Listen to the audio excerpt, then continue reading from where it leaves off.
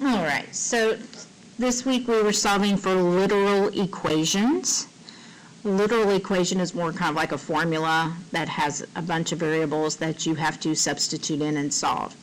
Usually it is solved for a variable already, but what we want to do with the literal equations is solve for one of the other variables in the equation.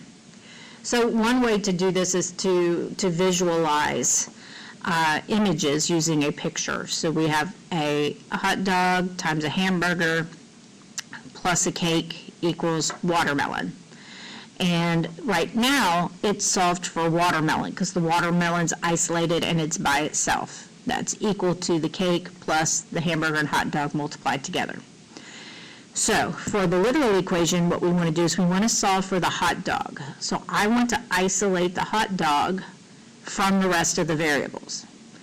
So to do that, we use our inverse order of operations that we use to solve equations with.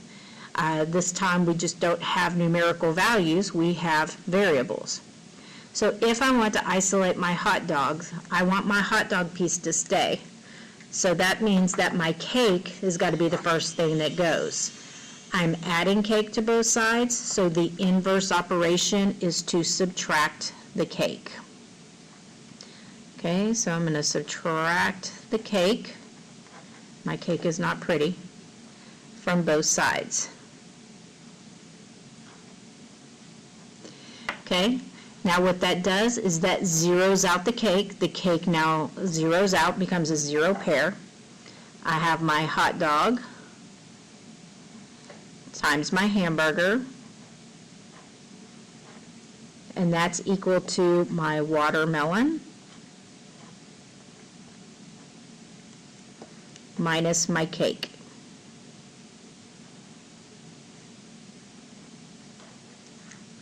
Now, I subtracted it vertically, but when I rewrite it horizontally, so watermelon minus cake.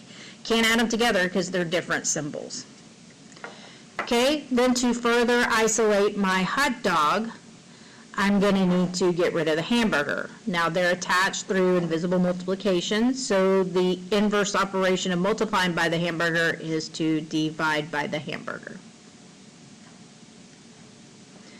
And what I do on one side, we have to do on the other, so I have to divide both sides by the hamburger. What happens to my hamburger is my hamburger divides out to equal 1.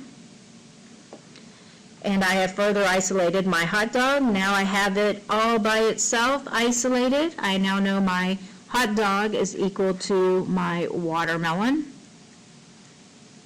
minus my cake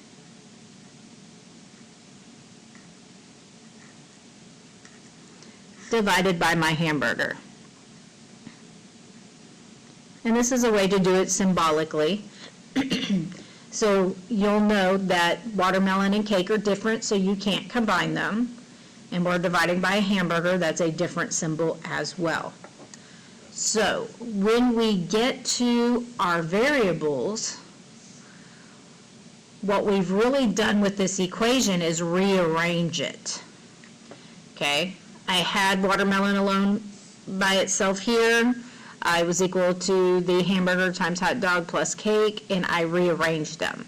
Okay, so I solved for the hot dog using inverse operations. So I moved the cake over, and then I divided by the hamburger. So I still have all of my symbols. I still have hot dog, still have hamburger, still have watermelon, still have cake. I just rearranged it so that I knew what my hot dog equaled. We're going to do that here. We want to solve for 3x plus y equals z for x. And they're telling me they want me to solve for the variable x. So that means I need to isolate this term, the 3x term. So I'm going to keep that there, and that shows me that I need to move my y term first. So I'm going to use the inverse operations. I'm going to subtract y from both sides. That zeroes out. I have 3x equals z minus y. They are different, so I cannot add them together. I'm going to further isolate my x variable. It's got a 3 multiplied to it, So the inverse operation is to divide by 3. My 3's divide out to equal 1. So I'm left with x is equal to z minus y divided by 3. And that's rearranging my original equation so that it now equals x. I used inverse operations to do that. Solve for x, y equals w for y. So I'm solving for the y variable here. If I look at my y variable here, I see I have a 4 multiplied to it and an x multiplied to it. The inverse operation of multiplication is division, so that means I'm going to divide by both 4 and x, and I can do that. They're both being multiplied, so I can divide both of the terms at the same time. Those will divide out to equal 1, leaving me with my y. And I have left on the other side the w divided by the 4x. So now I have rearranged my equation for y. Now I know what y equals. Okay, my third one you're probably familiar with. This is our perimeter formula for a rectangle. Perimeter is equal to 2 lengths plus 2 widths for L. So P stands for perimeter, L stands for length, W stands for width. Okay, we'll say I have the perimeter and the width, but I want to find the length. So we're going to rearrange the equation so that I know what L equals. So here's my L term. I want to keep that one there. That's the one I'm isolating, and that tells me I need to remove my 2W term. It's added to the 2L, so the inverse operation is to subtract 2W. So what I do on one side, I have to do on the other. It zeroes out. I have perimeter minus 2W equals 2L. I know I can't combine the P and the W because they are different variables. Next, I have to further isolate my L. My L is being multiplied by 2, so the inverse operation is to divide by 2. My 2's will divide out to equal 1. And now I know I can find my length by taking the perimeter, subtracting the 2 widths, and dividing by 2. So I've rearranged my perimeter formula to L. Solve 2x plus 3y equals 18 for y. This is actually something we're going to be doing a lot in algebra. This is what's called the standard form of the equation. And if we solve for y, we're getting it into the slope-intercept form of the equation, which we use for graphing and identifying the slope and the y-intercept. Standard form does help us find the x and y intercepts a little more easily. So we're going to solve for y. So here's my y term. I'm going to keep that there.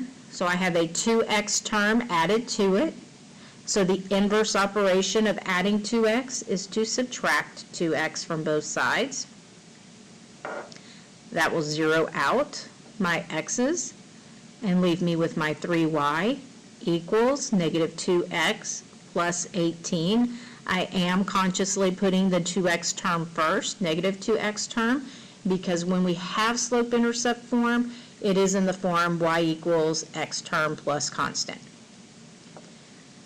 Back to my y, I need to further isolate my y. I have 3 multiplied to it. The inverse operation is to divide by 3, and I am going to divide each term by 3. 3 divided by 3 equals 1, so that isolates my y variable. I get negative 2/3 x. And then my 18 divided by 3 simplifies to 6. So I get my y equals negative 2/3 x plus 6. I have rearranged the equation so that I know what y equals. Okay, now it's your turn.